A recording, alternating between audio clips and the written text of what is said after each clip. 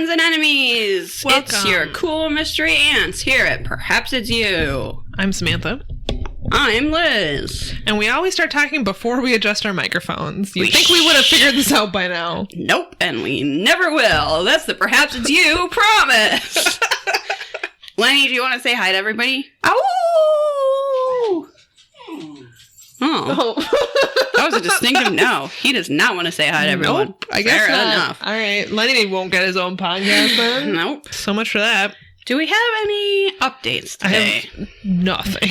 We are hanging on by a thread in these apocalyptic times. I might fall asleep in the middle of this. We'll is see. Quite warm in here. It's pretty warm. Yeah. And we are just kind of spent. Yeah, so we are thanks for indeed. tuning in. I hope this is not your first episode.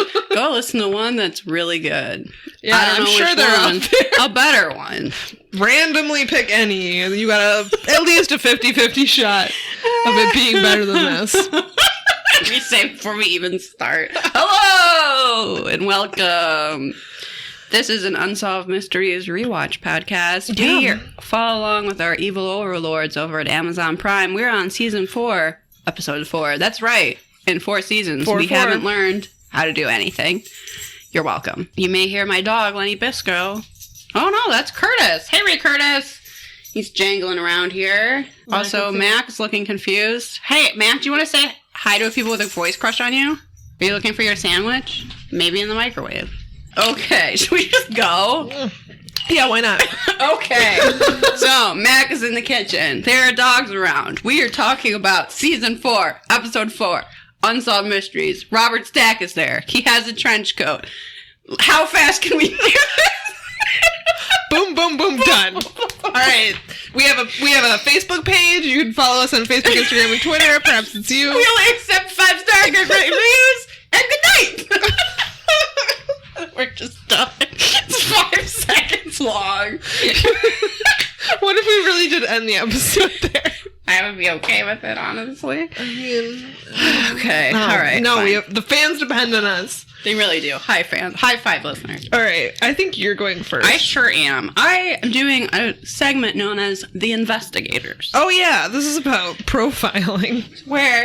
So, have you ever heard of criminal profiling? Oh, you have, because it's no longer the 80s? Well, once upon a time, the idea that criminals were profiled might have blown your fucking mind. Yeah, now we have Criminal Minds. At this point, half of television shows are about that. So, we kind of didn't need this segment, except for the fact that it's also about what is known now as the Connecticut River Valley Killer. Yeah. Who I sort of think they should make like a Zodiac movie about. It's fascinating. It's an interesting case. Okay. It is. And also, I want to say, like, right off the top, like, I feel like this is the type of episode people think of when they're, like, still afraid of Unsolved Mysteries. Like, they're looking back on their childhood watching this show and remember being really scared. I think they were scared of aliens. That may be true as well. But, like... Mac, which were you more scared of as a kid? Kidnappers or aliens? Oh, the aliens. Yeah, aliens. I mean, that's what I was more scared of as a kid, too. But, like, this episode is creepy as fuck. It is very creepy. And I write down several times that the music is really fucking good, which it is. It's very dramatic, synthy, scary music, and I love it. It's excellent. And yeah, we're just... this episode... I'm clinking my ice cubes. I apologize. There are no rules. This is uncensored. Perhaps it's you. No holds barred. This is an X-rated. X-rated. Whoa. Okay. Actually, no. You know how I feel like this was an early aughts thing, but that DVDs that would go to like Blockbuster or something would be like new expanded edition, unrated, and they just added in like a couple seconds that hadn't gone to the ratings board. There was nothing actually like sexy or saucy about it. It just technically was unrated. They weren't lying. They weren't lying. It just made it seem like it was sensational. That's what this is. That's what this is. Yeah. It is unrated. I'm not even going to be able to edit out all this shit that we're... No, don't even try. It's just raw. It's just how we really are. Yeah, I'll leave in all our ums. Leave, like, add some. Just have me say, like, even more. Maybe it's some belches. Sure, we'll knock our microphones around a little bit. Yeah, this is the raw and ready episode, perhaps. Raw and ready? Yes. Never say that again. No, that's the name of this episode. What are you talking about? No, I refuse to call it that. Or just 3 X's. No. We're gonna get the weirdest DMs on Instagram. I don't want that. Oh, that is the bad part about Instagram, is that anyone can DM you. Yes. What the hell is with that, by the way? Yes. Not cool. You're right. I'm sorry. We're not calling this episode that, and you can edit that out. I'll probably leave it in, but we're not calling it that. Raw and ready. No. Never. This is a respectable podcast about aliens. It's also like the most like 90s way to talk about porno. Raw and ready. It's something from when a video store would just have a beaded curtain. And then it was like, oh, don't go back there. That's for adults only.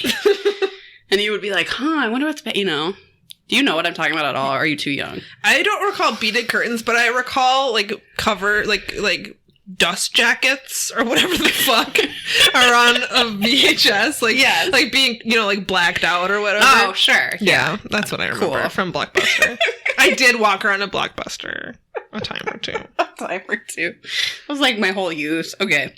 Oh my freaking Lord. Okay. So the investigators. Oh yeah, that's what we're talking about. We weren't talking about retro pornos like you wanted. We were talking about the investigators. So this segment opens with Bernice. She is going to her boyfriend's house and she's never seen again. And then we're told that this killer likes driving. Okay. Doesn't everyone? I don't understand. I mean, I don't, but I'm also not the killer, so I guess that ruled me out.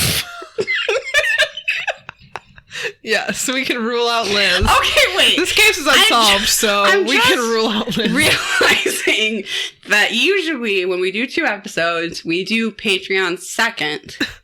And then Patreon is like a little more loosey-goosey. Yes. Today we did this in the wrong order. Today we did Patreon first, and I have clearly already lost my mind. I've never had it to begin with, and so this is rough. I'm going to keep this in mind for next time we're doing 2 episodes in a day, because this is sloppy.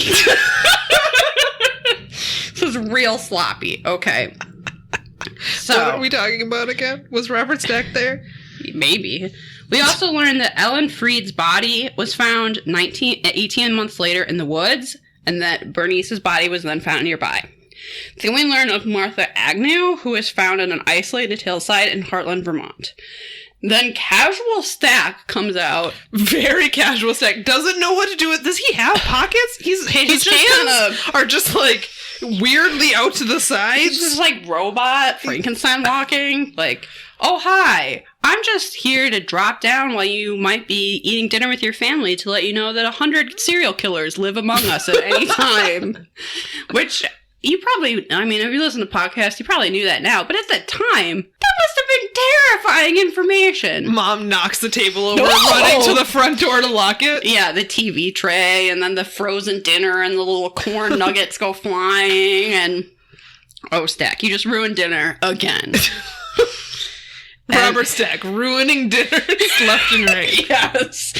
And then we learn a little bit about profiling, and that it is an overwhelming task for authorities to learn how the killer thinks, and hopefully where and when he might strike again. So profiling, it's the scientific quote-unquote art of guessing. The fact that it's described as a scientific art is telling. A stretch, maybe? Yeah.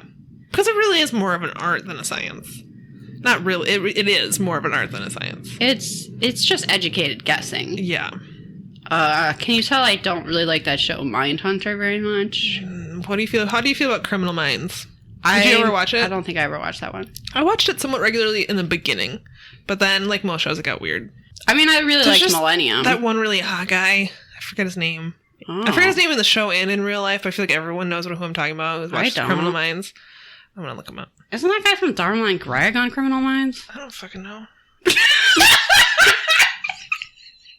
I feel like, even though she didn't, Samantha just put out a cigarette as she said that. I don't fucking know. She just grinds it out in the ashtray.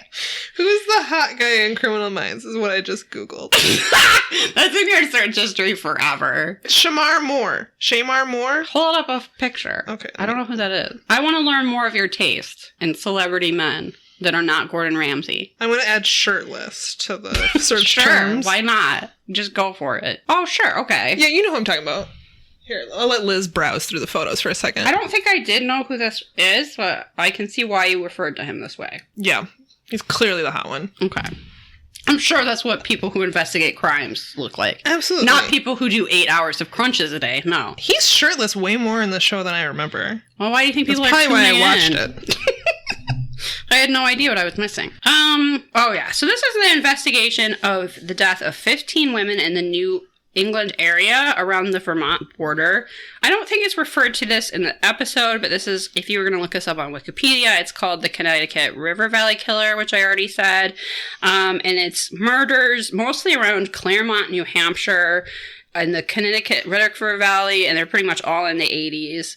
Starting in maybe 78 to 87. All I want to talk about is the scene where the profiler is walking through the woods. Yeah, he's like walking through the woods. Slow motion. Talking about how he would like go to the scene of a crime and try to put himself in the mind of a killer. You're and seeing think his about, face through the tree trunks. it's like kind of distorted, and he's There's like, fog involved. Would I hear the sound of the river, or would I be so focused on killing that sound wouldn't even make it to my ears? Like, he's trying to figure out like why this location is, because his theory is the killer is not as interested in victims as he is in sites, that he's finding women pretty much at random that he can abduct and take to sites where they will be very isolated and he can have complete control over them. So he can scare them a lot before killing them, and that he actually likes terrorizing them. And that's kind of this killer's MO. So that is the profile guesstimation. So then we hear from the one believed survivor of these attacks, who is blacked out. You can't see who she is, and they're calling her Jane, which is probably not her name. So she went to the fair and just randomly stopped to get a pop from a vending machine. She's 7 months pregnant, so she's driving down. She's fucking thirsty. Yeah, She's hot. She's been at the fair all day. Like a rest stop. Her pop was probably really expensive, and she was like, I'll get one later. So what the point of telling you that is, it's not probable that he stalked this victim. If this seems like a chance encounter, right. She wasn't even planning to go to the fair that day. She wasn't planning to be on this road. She just happened to go. Then she happened to stop at this vending machine. She happens to be at this rest stop in the middle of nowhere at night. There's no one there. She gets out. She gets herself a pop. She gets back in the car. And then this man approaches her and says something like, "Is the phone working?" Like the payphone at the rest stop. Mm-hmm. And she's like, "I don't know." And then he starts to attack her. He like gets in through the window of the car and is attacking her. And she's pleading with him not to hurt her, that she's pregnant. The reenactment is so scary. It's very scary. Because I put myself at that rest stop in the middle of fucking nowhere in dark. It's dark out, and a man just comes up and comes through your window trying to grab you. And who 5 seconds earlier seemed perfectly friendly and is just asking you an innocuous question. It's a fucking nightmare. It's very scary. The music is very scary. If there's any reason why this would be upsetting to you, maybe don't watch it, because it is pretty intense. So he drags her out of the car. He is threatening her with a knife. There's a struggle, though, and she gets away. So she is stabbed. It's more than 18 times, we learn later. But he isn't able to transport her to an off-site location because of her struggle. So she gets left in the parking lot for dead. And she is sort of like struggling to get up, and he like in the reenactment, based on her testimony or her story, is like slowly driving away, like just looking at her. Ugh, horrible. But, so she is lying there going, "You are going to die. You're bleeding out. You're gonna die. My baby's gonna die." Yeah. She manages to crawl into her car and drive 2 miles to her friend's house that is nearby. But the worst part... She is driving... It's horrible. It's horrible. So she's driving on this country, like, probably barely lit road in the middle of... It's the only road. There's not turnoffs. In the middle of nowhere, because she has it in her head, and this is probably true, that she needs to get her friend's house in order to live. I don't know that she has access to call the ambulance or the police right? So she's trying to get to the nearest safe place that she knows, which happens to be her friend's house 2 miles away. So she's driving down the road. She's bleeding. She's in shock. She's delirious. She doesn't know how fast she's going. She gets up to the killer's car. Yeah, right behind him. Right behind. She's like riding his bumper. And is like, is he going to stop? Is he going to like... slam on his brakes? Yeah. I'm going to hit him. He's going to come back and finish me off? Yeah. She has no idea what's going to happen. That's so horrible. She manages to get to her friend's house, pull into the driveway, start screaming for her friend. They see the car pull away, turn around, come back and look at them, and then drive off. Oh my God, it's so horrible. Fortunately, Jane gets to a hospital. Despite all her stab wounds, both her and the fetus are fine. The knife Quote, just unquote, miraculously missed her vital organs. It missed all of her vital organs. So she's physically okay. Yes. That's what I mean by quote unquote fine, because obviously something like this is going to haunt you for the rest of your life. Yeah.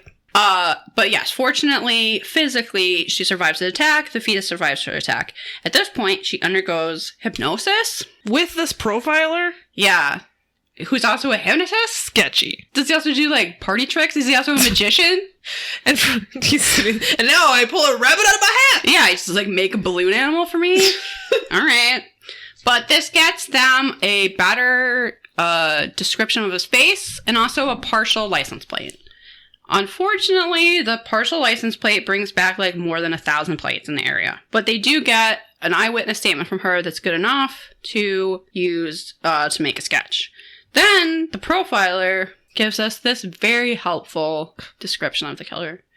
He is a loner type of person.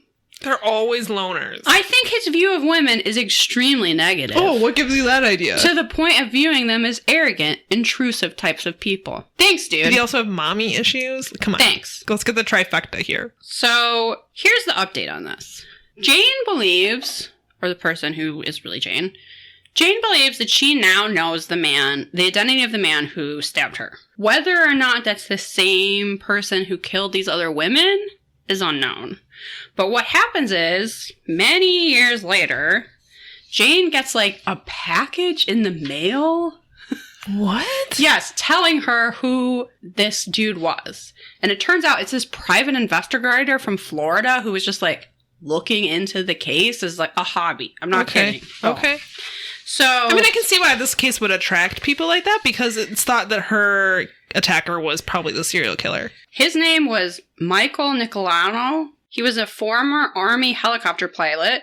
He matches the physical description of who attacked Jane. He killed himself in Florida in 2005. Didn't he also kill his family? Yes, that's what attracted the attention of the private investigator, was that he was very violent towards his family. His wife had been in fear of him and had been trying to leave him, and he ended up murdering her before disappearing, and that was actually in a very similar area, a close proximity to where Jane was attacked. Interesting. So this package that Jane received, I think, contained a photo of this person, and then Jane went, okay, that's him. Huh. So I read a little bit more about it, and in her mind, that puts it to rest. Okay. Like, there isn't physical evidence the police can use to consider this case closed, but to her, once she saw a photo of this guy, she was like, yep, that's him. And that has given her some peace of mind, because obviously this has been very traumatic, and the fact that he was still out there was very traumatic. Right. So she has found some peace in believing that this is him and that he's dead. Whether or not that connects to these other deaths at the time, no one's really sure.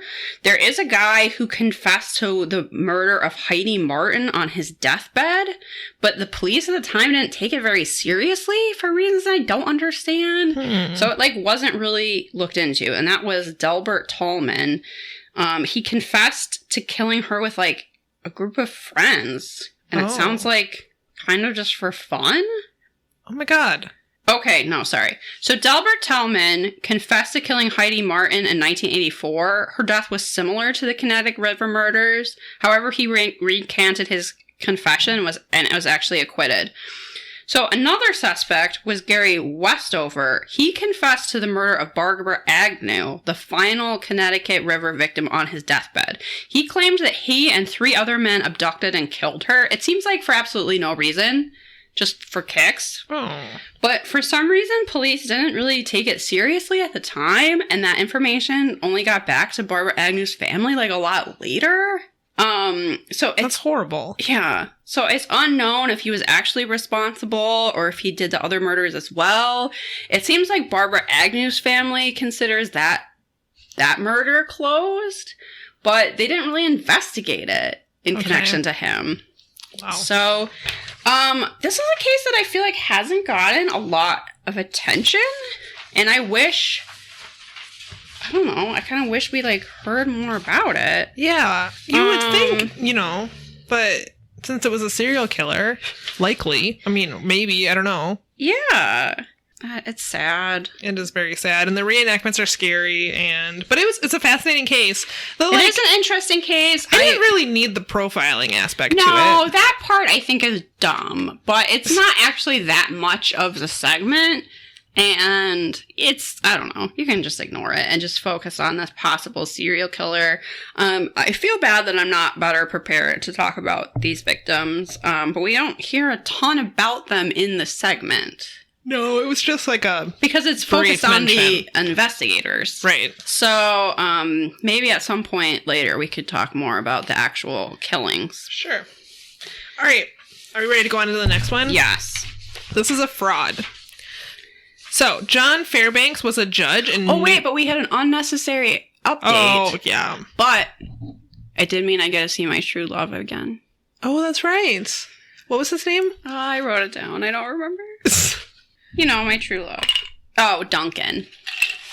That's right, Duncan. Duncan is very sexy. So we get to see a reenactment about a girl finds her father, and her father in the reenactment is hot as hell. So check that out. Duncan. All right, and then we get a fraud. This is a good one. This is a good one. So John Fairbanks was a judge in Newport, New Hampshire.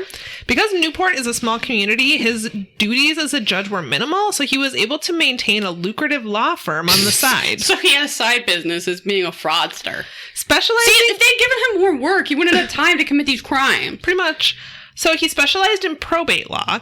He was well-liked and known for being honest. He was considered a well-respected pillar of the community.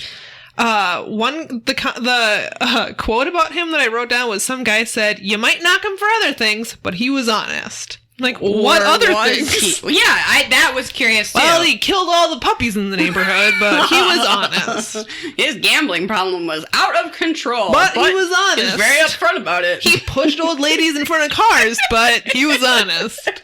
Like, what? It was a weird thing to say. It's a very weird thing to say. When a client died, Fairbanks would visit the widow, not only to offer his condolences, but also to relieve her of her financial worries, was the quote we got from Robert Stack. Yes. Mm-hmm. One of these widows was Patricia Sawyer, whom Fairbanks had been helping since 1958. If only they had been worried they had too much money, he would have been a huge help. Her husband had grown up with Fairbanks. Their families were very close.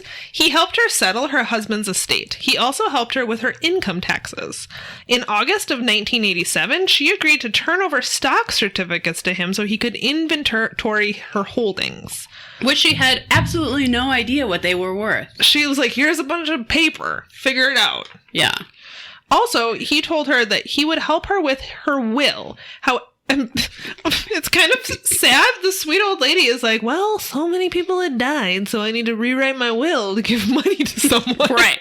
If only someone could help me carry these very heavy stocks and bonds out of my deposit box. Yeah, my will is worthless now. Everyone I was going to leave money to is in the ground. So sad. However, I trust you, Judge. Every time she would call about it, he would say that he was unable to work on it. This seems like something that would have taken an afternoon. Like, well, he was just so busy. On October... Then maybe he shouldn't have agreed to do it. Look, she just wasn't a big enough bitch about it, I guess. Yeah. Just a sweet old lady. Here. That's the lesson here. Be a bitchy old lady, not a sweet old lady. Be a bitchy old lady, not a sweet old lady. I think that's the title of this episode. We give out such good life advice in this show. We really do. I hope it ends up in fortune cookies. Someone opens their fortune cookie and it's be a bitchy old lady, not a sweet old lady. That would make my life. I would take that to a frame store and get that professionally framed if I got that out of a cookie. Be like, I knew it. I was planning on being a bitchy old lady all along, but this just... Thank you, cookie. This just solidifies it. All of my decisions. I mean, I'm a bitchy young woman, too. Yeah, so... Not much... Okay. So, setting the scene. It is now August 1987. Does anybody know what happens in October 1997? I do. 87. Oh, sorry. October 1987. I do, because I remember it. It's Black Monday. No, that's the day my brother was born. Black Monday. Oh. Is that why they call it Black Monday? Because he was born. So a cloud descended upon the nation. My brother was born, and then the stock market just tanked. And I woke up in the neighbor's house to the smell of bacon, and I was like, today is gonna be a good day. And it wasn't for basically anyone, anywhere, except me. Because I got bacon and a baby brother. It was great. Sure. Fairbanks tried not to panic, but according to his clerk, he seemed concerned about how the stock market crash may affect his clients. And she said that he said, quote, the secret to a stock market crash is not to panic. So remember that, everyone. Yeah, put that on a cookie, too. The secret of a stock market crash is not to panic. If you were in England, this was right after the Great Storm. Another historic occasion around this time. Samantha's like, Liz, I don't care. Let's get through this. About this crooked judge. Within a month, Patricia came to see him asking why she was not receiving dividend checks. He claimed that her stock had lost value during the crash and that he was turning the checks back in so that the stocks would not lose value. And she was like, did I tell you to do that? Because that seems like something you would need my approval to do. I don't think she said that because she wasn't a bitchy old lady. She was a sweet old lady. Listen to the cookie. Within a month, John Tweedy was another client. I love John Tweedy. I love John Tweedy. Did he have a mustache? Yeah. Oh, yes, he did. Not only did you draw it, nice. It's called the Tweedy. Of course. We got a name after him. This guy is awesome. He is spunky and he is not taking anyone's shit. He literally puts down a pipe when he starts talking. His last name is Tweedy and he's dressed Tweedy. Oh, yeah. He's wearing flannel and a jean jacket and he has one of those, like a lumberjack hat. Like, what is that hat he's wearing? It has, like, leprechaun vibes. Yes.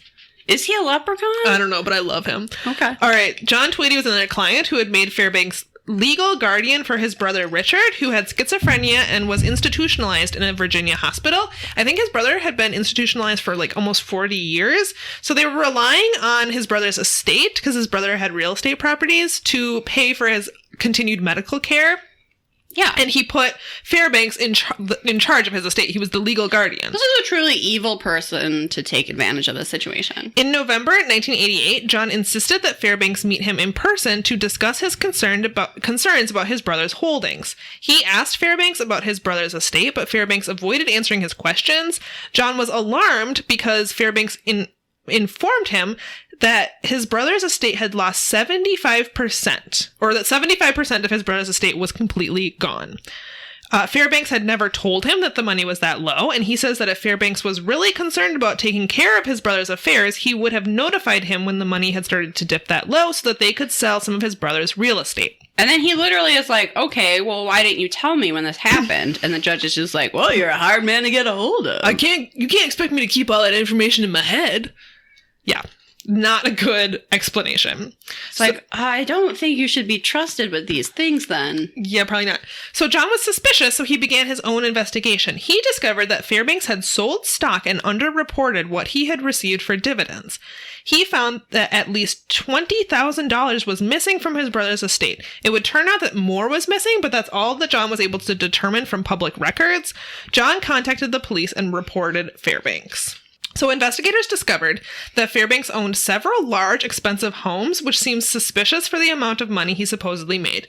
And they determined this by literally just driving past his house and being like, it's a big house. This is like the way I would investigate something. And then they're like, turn out in another house.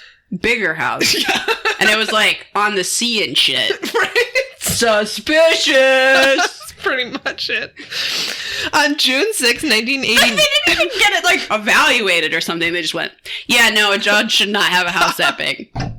Done. Case closed. Case closed. On June 6, 1989, Fairbanks resigned from the bench and retreated to his summer home in Maine. When John Tweedy's charges were made public, other clients came forward with their suspicions. Patricia Sawyer, for example, discovered that Fairbanks had placed her stocks into stock brokerage firms, even though she had not given him authority to do so. In total, she lost $500,000. Yeah, that's not good. So much money. I would even call that bad. I would call that very bad. Investigators believe that Fairbanks had stolen so much money from various clients that he had completely cleaned out their accounts. It is believed that he stole over $10 million in a 20-year period. That's a lot. So much money. What a greedy judge. So much money. What does he need $20 million for? I have no idea. 6 boats? I've already made it clear that's too many. Too many boats. 3 houses is too many houses. Yeah. Also. Enough that people are just like, yeah, no, this guy's up to no good. No. When investigators spoke to him in Maine, he attempted to set up a meeting with them. However, he never showed up and at the scheduled time.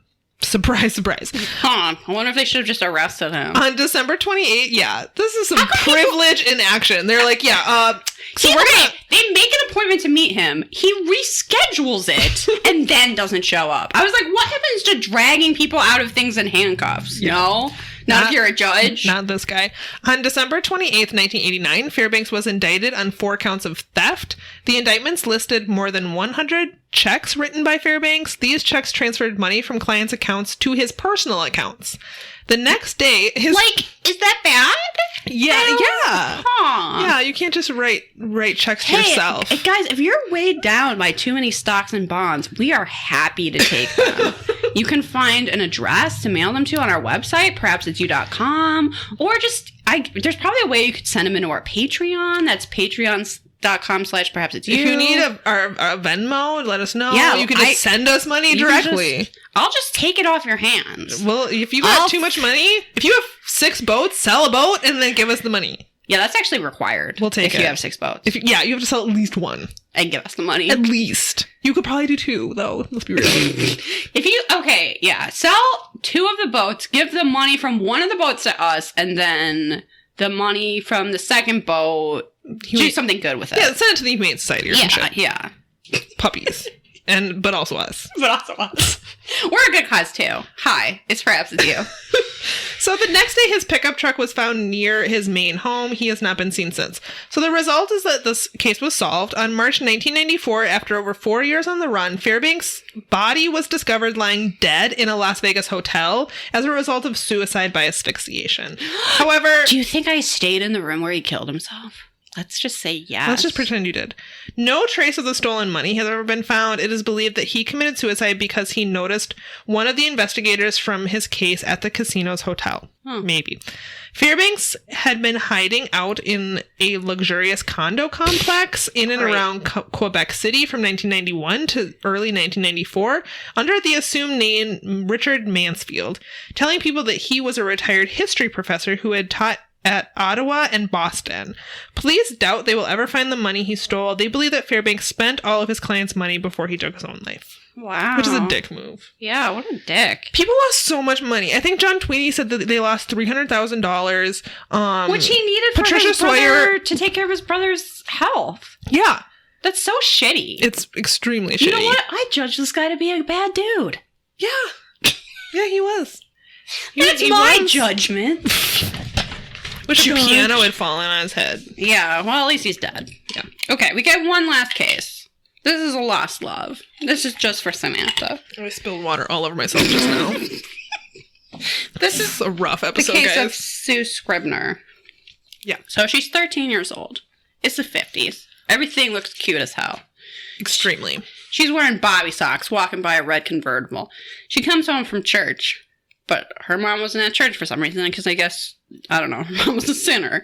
So she... I'm sorry, that's not true. That's mean. So she comes home from church. Her mom is sitting at the kitchen table, and she's clearly been crying. And she's, like, doodling on the newspaper these 2 names over and over again, Paul and Paula. And being 13 and now savvy enough to sort of realize that this is weird, she's like, Mom, who are these people? And her mom tries to pretend it's nothing. And she's like, yeah, but haven't you been crying? Yeah. And her mom confesses that before she was born, she gave birth to twins that she named Paul and Paula, that she had to give up for adoption. So we learn that they were born premature and that the doctor told her that they would both have health problems, that they needed heart surgery, and this was going to be very expensive. And because this is the best nation in the world, the solution to this problem was that she give up these babies and never see them again. So sad. So the doctor, I know, I just wrote down, can you imagine, in all caps with several question marks and exclamation points. She literally goes through this. She wants these babies. She wants the babies. She is pregnant. She goes through a stressful, horrible birth with these infants who she's like very worried about because they are premature. And then the doctor's like, yeah, so you're right. Like, they're not that healthy. They would be okay if only they could get these surgeries, but you're too poor to afford them. So the only solution I can come up with is that you give up all rights to them and I handle this adoption. And I hate it. Yeah. And so this was her mom, Callista Scribner. The doctor had set up the adoption for a wealthy couple, and part of that condition was that she was never allowed to look for the infants. Oh my, it's so horrible. So Callista did eventually go on to raise 10 children. She never looked for the twins because that was part of their agreement and she adhered to it for some goddamn reason. But after she passed away, they found some letters that Callista had written to her sister at the time of the birth, and they are about the twins and them being born premature, but you can sort of tell from the letters that she's not planning to give them up for adoption and that she thinks she's taking them home. She's like talking about them improving and gaining weight and like, oh, we should be able to leave the hospital next week and blah, blah, blah. So clearly, like, this interaction with the doctor had happened after that letter. So finding these letters sort of stirs up things with her family. Her family becomes really curious about tracking down the twins, and they ended up putting it in a newspaper article, which that person got an anonymous call from this, like, old woman saying, like, the twins are fine, but they don't know that they've been adopted. And I'm going to tell them on Mother's Day for some fucking reason, just to make that dramatic. And I'll call you back once they know. Okay. So Sue is all excited. She tells, like, the whole family, like, oh, we're going to find out where the twins are on Mother's Day. And, like, she can't wait, but that call never comes. So she ends up writing this very eloquent open letter that's published in a few newspapers, just sort of like seeking them and telling them that they're loved and that we're looking for you and blah, blah, blah. And I don't think anything ever comes of that. But it ends up on Unsolved Mysteries. So then 10 days after the broadcast, she hears from the twins, who are now named Bruce and Barbara. They had no idea they were adopted. I think their adoptive parents have since passed on. So wild. So they end up having a reunion where... like 6 of the siblings get together with Bruce and Barbara to like meet for the first time ever, and it's really cute, and they end up saying things like, it's like we've known each other all our lives. It was so sweet. It was really reminded cute. me a lot of my family. My mom has 15 brothers and sisters. It blows my mind every time I hear that. And this little family reunion reminded me so much of her family. And everyone is laughing and joking and looking at old photo albums. It was the sweetest thing. Everyone's wearing like super 90s clothes. I loved it. Yes. And just the fact that they had no idea. They had no idea they were adopted. They had no idea they had this other family that was looking for them. And in a way, this is like the least sad lost love. Like, I'm sure it's very sad for Callista, who had to give them up, but we don't actually hear from her. We just hear from like her curious daughter, and then these people who didn't even know they were adopted. So really, none of these people hurt that much. They just were like, oh, I would like to know them, and then everybody's happy. So it's really as very joyous sweet as a lost love could possibly be. The end. I love Lost Loves. That was a good episode. Should we rate it? Yes. Mysteriousness. I think actually pretty mysterious. The first one's very mysterious. Yeah, very unsolved still to this day. We don't know if all of those murders are connected. It seems like they possibly are. Was the person Jane believes stabbed her the same person that killed Barbara Agnew and the other victims in that area. We don't know. We'll probably never know. It's very mysterious. It's very mysterious. That might be one of those cases that familial DNA sort of stirs up. I kind of hope it does. We'll keep an eye on that. So I'm going to give it a high thumbs up for mysteriousness. Yes. Reenactments. Good. They were scary. They were scary. They were well done. Serious. That guy walking through the woods was very cinematic. It was a little cheesy, but I liked it. I think you get to, not reenactments, but the segments of the people the judge swindled were very endearing and interesting. They were so endearing. And this Lost Love is endearing too. So, yeah, absolutely. Thumbs up. Fashion? I think the 90s fashion is you get a touch of 50s-ness in the last one. Yeah. Overall, I don't think the episode has a ton of it, but sideways. I was going through trying to find screenshots for this episode. There's just not a ton of screenshot-worthy material, but the 90s clothing, I got like 10. Oh, okay. And the blue eyeshadow was just on fire. That's true. And I feel like I have a little... Some small eyebrows. Early 90s time capsule that I'm going to post to our Instagram. So the fashion was decent. Robert Stack.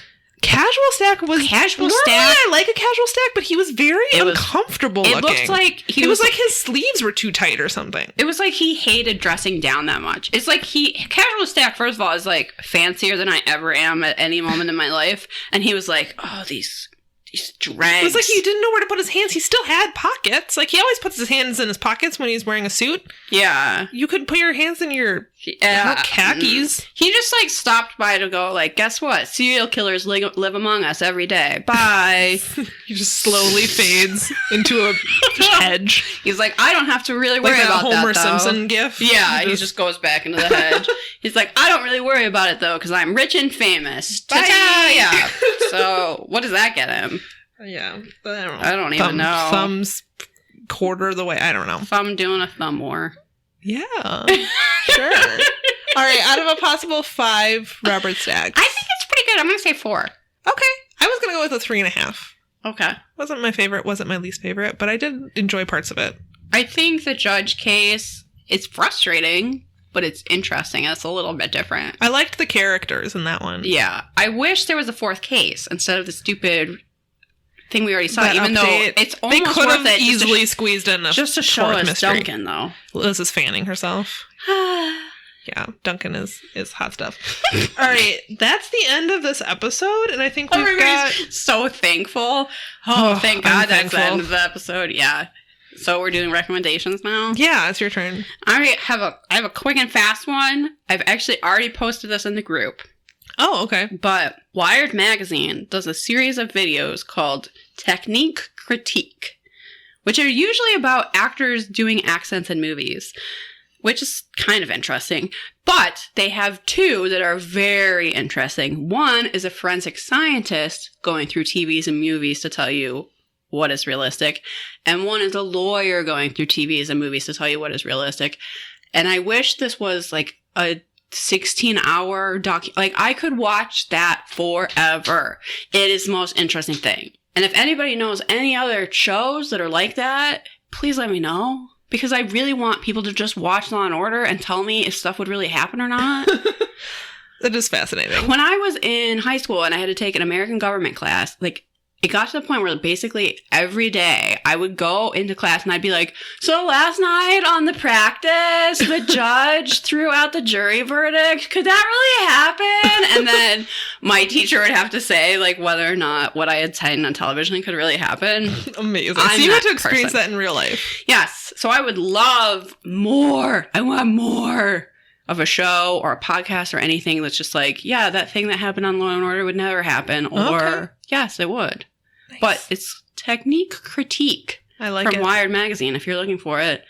I think the forensic science one is a little bit better, but don't you want to hear a real lawyer talk about Legally Blonde? Like, yes, you do. Yes, I do. You do. Oh my God. Yeah, I do. Yeah. I really do. All right, I feel like a quick recommendation to you. I couldn't really think of anything, so I pulled another book off of my Goodreads that I read during our hiatus.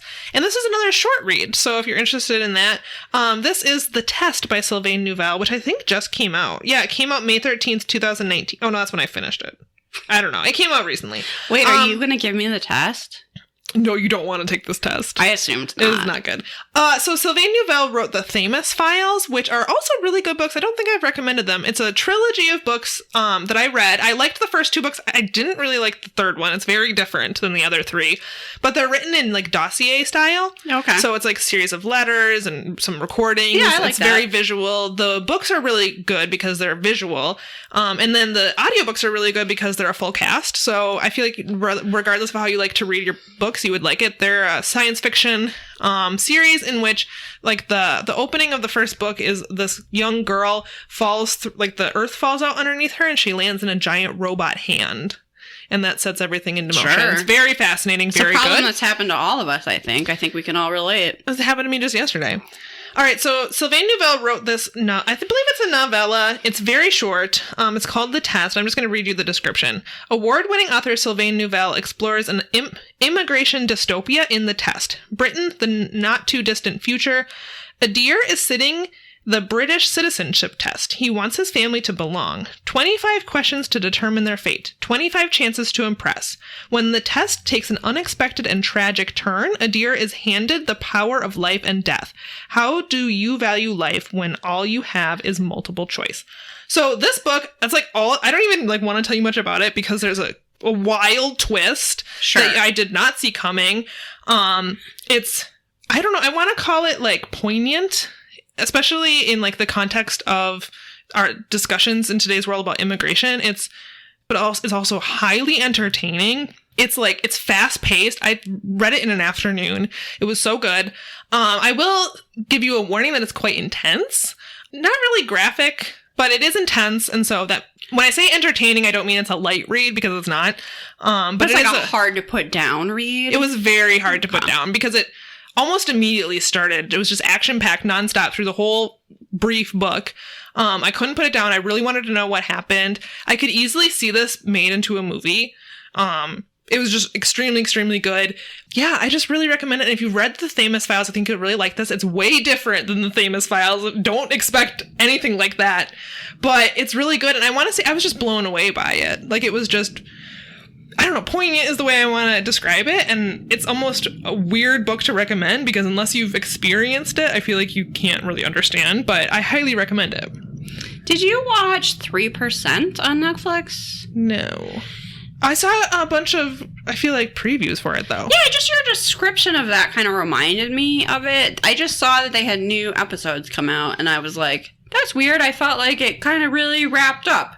But interesting. It's a Portuguese show that's kind of in a dystopia, and at a certain age, I can't remember what age, but basically everyone in society takes a test to see if they get to go to, and I forget what they call it, but it's essentially like an island where there's actually resources. Like, sure.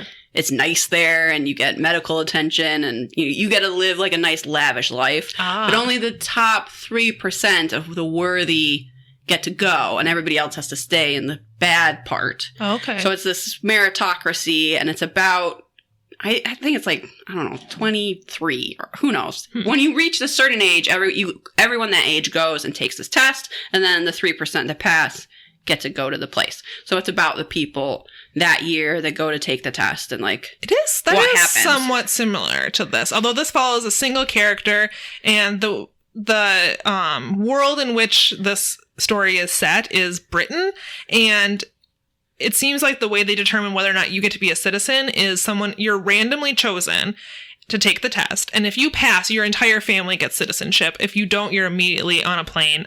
Your whole family is out. So people study extremely hard. They go in to take this test. There's pop culture questions. There's like morality-based questions. There's only 25 questions, and if you pass, you and your whole family get citizenship. And so you get to be in the mind. It's a first-person story, and you're in the mind of this character, Adair, who has his wife and I think 2 children there with him. He's really hoping to start this new life. I can't remember off the top of my head where they emigrated from, but there was a lot of strife where they came from, and they're hoping to have a new, better life in Britain. And it's his story of him taking this test. And like I said, there's a wild turn, and it's fast paced, like almost from the beginning. So very interesting. Highly recommend. And like one of my goals this year was to read shorter books, so I have a few more on my list. I think hammer books out about rabies. I don't think I'm going to read more books about rabies. One was enough. But isn't that more than you read last year? It is more books about rabies than I've ever read before. Check. You succeeded. I checked that goal. Yeah, make low goals and then check them off. I don't know if other people are also reading books about diseases, but I feel like I want to read more, and I feel like I've hit a little lull. I was going to read The Hot Zone, but then in one of the other books I read... it was all about how the hot zone sucks. Yeah, but how he made up a bunch of shit. I've actually heard that. So a lot of what makes that book really good and really action packed is just completely false. It's not even really true about Ebola. So that book is apparently so bad that a person who has not read a bunch of books about diseases, has heard that book is bullshit. It's the one that everyone recommends because it reads like a thriller, but the reason it reads like a thriller is because it's mostly fiction. That's really shitty. So that really turned me off from reading that book. So if you have any recommendations about... Don't read The Hot Zone. Sure. Yeah, but if you want to tell Samantha books about gross diseases that she could read... Let me know. Her DMs are open. Books about gross diseases. That's all I'm looking for. I don't need to hear about your gross... Liz is winking. I'm glad the audience couldn't see that. I want to hear about your gross diseases. Okay, so that's a great point to leave this episode behind us. This is the worst episode we've ever recorded. Don't answer that. I think... Don't add us. We'll just call this one the worst episode, and then that's it. No, we're calling it Raw Dogging It or whatever you wanted. I said raw and ready. Oh, okay. You freak. And you know that's better? You already vetoed that. That's right. No, we're calling it Be a Bitchy Old Lady, not a Sweet Old Lady. That's way too long. No, it's not. There's no character limit. Maybe there is. I don't know. Can you put bitchy in it? I would have to put a little asterisk or something. I hate that. I have to censor. I don't want to censor our title, but we might have to. Okay, yeah, this is our worst episode. Thanks for bearing with us. We love you all. All right, follow us on Facebook, Instagram, and Twitter. I'm doing the plug, and then you do the plug, and then I do the plug, and then you do... Wow. I pushed Samantha to her limit, everyone. What are we talking about? You're doing the plug, and then I'm doing the plug, and then you're doing the plug. Thank you. Thank you. She hates me now, everybody. Oh my God. We're on social media. Facebook, Instagram, and Twitter. Perhaps it's you. We only accept 5-star reviews at Apple Podcasts, but we're also, you can listen to us on other things like Stitcher and Podbeam and whatever. We're on Stitcher. Oh, are we? Yeah, I think we are. Wasn't that the one we're on? No, we're on Spotify. Spotify. They Does both Stitcher start with an work? S. I don't even know. What is Stitcher? I have no idea. Is that needlework? I don't think so. I think it is a way to listen to stuff. We're the worst podcasters of all time. We are the worst podcasters of all time. Anyway, if you want to give us some money, because we're so good, patreon.com/perhaps it's you. We did a really good episode of Forensic Files this month. You should give us money, because how else the fuck are we going to get better? Think about it. Never mind that we haven't gotten better yet, but... It's because it's not enough. That judge stole $20 million. We got a long ways to go. Yeah. Send us your stock dividends. We want bonds. Send us bonds. I don't even know what that means. Don't send us that. Just send us money. Bonds. Through Patreon, preferably. Bonds. You'll get some really cool shit. If you give us $10 a month or more, and why would you do that? But you get something super sweet this month. Well, you won't get it this time. You'll get it in... You get something every quarter, so if you start giving us $10 a month, you'll get something next time. But if you're already giving us $10 a month, you're going to be blown away. Yeah, I don't know if I want to spoil it. So excited. We'll probably see a picture on Instagram in the coming weeks. But just be excited. Let's just stop talking. Let's just stop. We probably should. Thing. Do we plug everything? I think so. Rate us. Send us an email. Perhaps it's you podcast@gmail.com. But only to tell us that we're good or to give us your paranormal story. Those are the only email spaces. We actually have filters on our Gmail account that filter out bad emails telling us we're not good. Liz can't stop laughing. I just hope Samantha's still friends with me tomorrow. That's my only hope right now. I don't care about this podcast anymore. I just want Samantha to forgive me. The friendship is over. No. No, it's not. I knew this day would come. But Samantha, it's so hard to make friends in Minnesota. What am I going to do? Oh, no. Goodbye, everyone. Solve some fucking mysteries. Bye.